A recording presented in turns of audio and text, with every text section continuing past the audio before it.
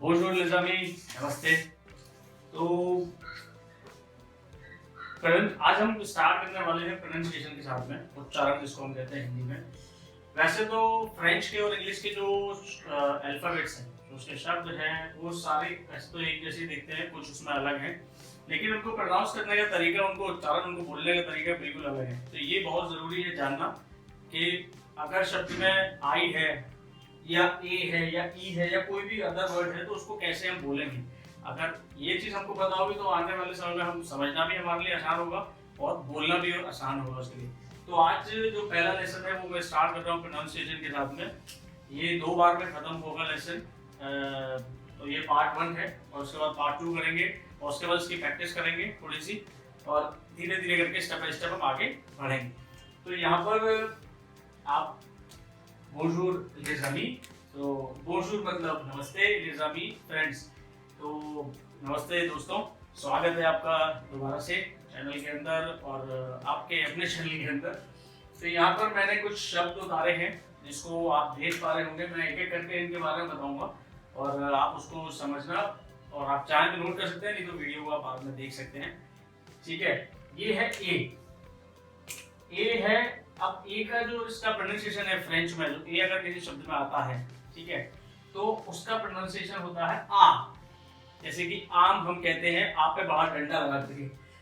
तो यहाँ पर मैंने लिखा है पेरिस, तो इंग्लिश में हम इसको कहेंगे पेरिस, ठीक है, बट इन फ्रेंच, लेकिन फ्रांसीसी भाषा में इसको कहेंगे हम पारी, PARI, पारी। एस क्यों नहीं कहेंगे? क्योंकि एस साइलेंट रहेगा। ज्यादातर फ्रेंच भाषा में ये रूल है, ज्यादातर फ्रेंच भाषा में आखिरी शब्द साइलेंट रहता है, जो आपको याद रखना है। ठीक है, कुछ एक्सेप्शनल है, कुछ ऐसे वर्ड्स हैं जिसमें ऐसी चीजें नहीं है, लेकिन वो कभी कभार आते हैं, तो डोंट वरी अबाउट इट। अब इसको हम कह रहे हैं आ पारी, पारी हिंदी में ऐसे लिखेंगे, ठीक है।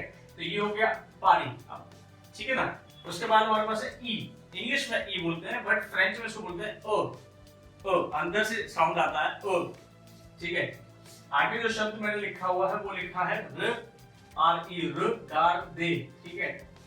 इसको अभी मत देखिएगा, इसको मैं बाद में एक्सप्लेन करूंगा, ये please don't look at this, ठीक है। अभी हम यहाँ से शुरुआत कर रहे हैं। रिगार्डे मींस होता है देखना, टू वॉच। ये एक वर्ब है, तो ये एक वर्ब है, इसकी कॉन्जुगेशन के बारे में बाद में बात करूंगा, अभी केवल आपको एक्सप्लेन करने के लिए मैंने बताया है, ठीक है। उसके बाद है ई पर लगा हुआ है एपोस्ट्रोफी, ठीक है ना। एपोस्ट्रोफी लगने से इस ई का साउंड हो जाता है ए। तो ऐसे काफी सारे शब्द मिलेंगे आपको फ्रांसीसी भाषा में जिसके ऊपर ये एपोस्ट्रोफी लगा होगा और उसका जो प्रोनाउंसिएशन है वो हो जाता है ए। लाइक फॉर एग्जांपल, उदाहरण के तौर पर हम देखते हैं CAFE apostrophe, cafe, CA it's का, FE इट्स ए, CA जैसे कि मैंने बताया आप प्रोनाउंस होगा काफे, ठीक है ना। काफे, कैफे, चाय कॉफी पीने वाली जो एरिया होता है, विदेश में बहुत चलता है, फ्रांस में काफे काफे करते रहते लोग, ठीक है। इसके बाद आता है ये ई पर टोपी लगी हुई आपको दिख रही है, ये कैप।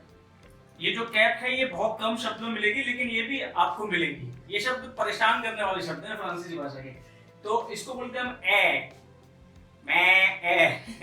ठीक है। तो एथ, इसको बोलेंगे हम एथ, एस प्रोनाउंस नहीं होगा, जैसे मैंने बताया था कि लास्ट शब्द प्रोनाउंस नहीं होता। एथ जो है वो एत्र वर्ब है टू बी, होना।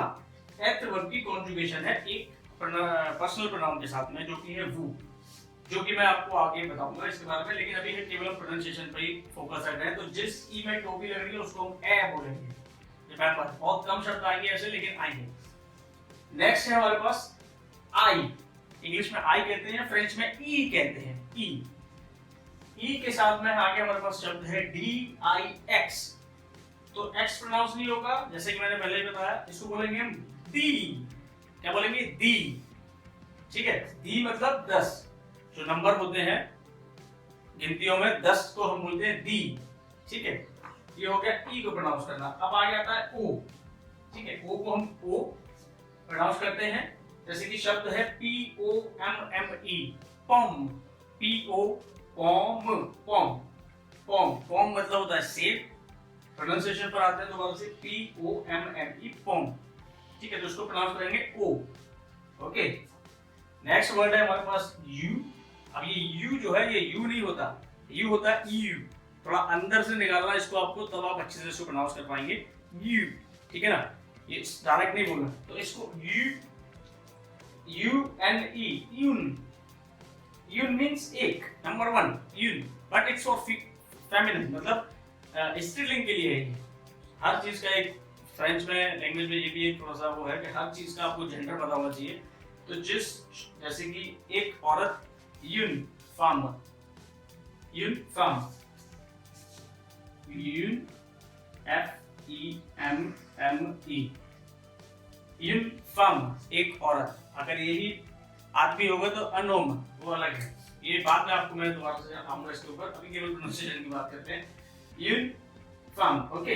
इसके बाद आता है ई ए यू। अगर आपको किसी शब्द में ई ए यू दिखता है आखिरी में, ठीक है ना, जैसे कि बो, ओ इसको बोलते हैं ओ, okay, B E A U, बो मींस सुंदर, सुंदर मैस्कुलिन के लिए, ये भी मैस्कुलिन के लिए है, फेमिनिन के लिए नहीं है, ठीक है, ये स्त्रीलिंग के लिए नहीं है, ये पुल्लिंग के लिए है।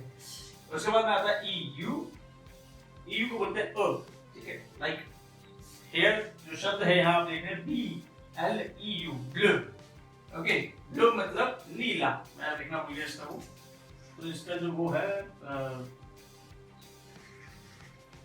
ब्लू, आधा blue, blue, blue, blue, blue means नीला, कलर की बात कर रहे हैं हम यहाँ पर, कलर जो नीला रंग होता है उसको ब्लू कहते हैं, ठीक है, नीला रंग मैं आगे लिख देता हूं। इसके बाद है हमारे पास ओ यू। तो आप देख सकते हैं ओ यू अगर किसी शब्द में आता है तो उसको हम प्रोनाउंस करेंगे ऊ, कैसे करेंगे ऊ, ओके, ऊ। अब जैसे कि ओ यू अगर है ये, तो ऊ मतलब भी होता है और, फ्रेंच में ओ यू अगर कहीं लगा आपको दिख रहा है तो और, या जैसे कहते हैं या तो ये ले लो या ये ले लो, तो उसमें ओ यू का इस्तेमाल करते हैं जो कि और होता है और या भी होता है, ठीक है ना। तो ओ यू, ऊ, ये भी एक शब्द है, इसका मतलब और, इंग्लिश में कहते हैं और। इसके बाद है कई सारे शब्दों में आपको ओ आई मिलेगा लगा हुआ। ओ आई की जो प्रोनाउंसिएशन होती है, अगर ये ओ आई किसी के शब्द के आगे लग गया तो उआ हो जाएगा, वो सॉरी ओ आई प्रोनाउंस करते हैं उआ की तरह। अब ये किसी अगर शब्द के साथ लगा हुआ, जैसे कि यहाँ पर हमने इसको लगाया वी ओ आई एक्स, तो वी से पहले, वी के बाद ओ आई है, तो उसके बाद हमको कैसे प्रोनाउंस करना है, वुआ, वी ओ आई इज वुआ, तो वुआ, एक्स साइलेंट रहेगा, वुआ मींस आवाज, वॉइस इंग्लिश में होती है वॉइस। इसके बाद है O N A N, O N A N, इसको प्रोनाउंस करते हैं ओ। तो यहाँ पर जो शब्द है वो है बोनजूर, जो मैंने ऊपर लिखा B O N J O U R, बोनजूर, बोनजूर, बोनजूर मींस होता है, बोनजूर मींस नमस्ते, ठीक है गाइस। तो ये जितने भी शब्द आपको मैंने अभी दिखाए हैं, आप कोशिश कीजिएगा इससे संबंधित कोई शब्द ढूंढने का। अगर आपको मिलता है बहुत अच्छी बात है, नहीं मिलता है तो मैं आपको नेक्स्ट टाइम या उससे नेक्स्ट टाइम मैं आपको बताऊंगा। ये प्रोनाउंसिएशन का पहला लेसन है, ठीक है। मुझे आशा है कि आपको थोड़ा बहुत समझ में इसमें आया होगा। अगर नहीं आता है तो आप मुझे ईमेल कर देना या कमेंट में पूछोगे तो मैं आपको बताऊंगा। प्रोनाउंसिएशन का पहला पार्ट है ये पार्ट 1 प्रोनाउंसिएशन। इसके बाद दूसरे और शब्द हैं जिसको हमको सीखना पड़ेगा और दिमाग में बिठाना पड़ेगा, प्रैक्टिस करनी पड़ेगी, तब जाकर के हम एक शब्द को अच्छी तरह प्रोनाउंस कर पाएंगे। फ्यूचर में प्रॉब्लम्स आ सकती हैं, गलतियां हो सकती हैं, बट कोई परेशानी नहीं है, ये दिक्कत का विषय नहीं है। हम गलती सही करेंगे और आगे बढ़ेंगे, ठीक है ना। गलतियां होती हैं, नो प्रॉब्लम। तो आज के लिए बस इतना ही छोटा सा लेसन है, और नेक्स्ट वीडियो में मैं आपके साथ फिर आऊँगा जो कि इसी से संबंधित होगा, प्रोनाउंसिएशन से, और उसके बाद हम आगे बढ़ेंगे, है ना। उसके बाद हम नए शब्द लाएंगे क्योंकि बहुत सारी चीजें हैं ग्रामर के तौर पर भी, तो उसके बाद फिर हम आगे बढ़ते हैं। आज के लिए गाइस इतना ही, थैंक यू वेरी मच, नमस्ते and see you next time, bye bye, take care.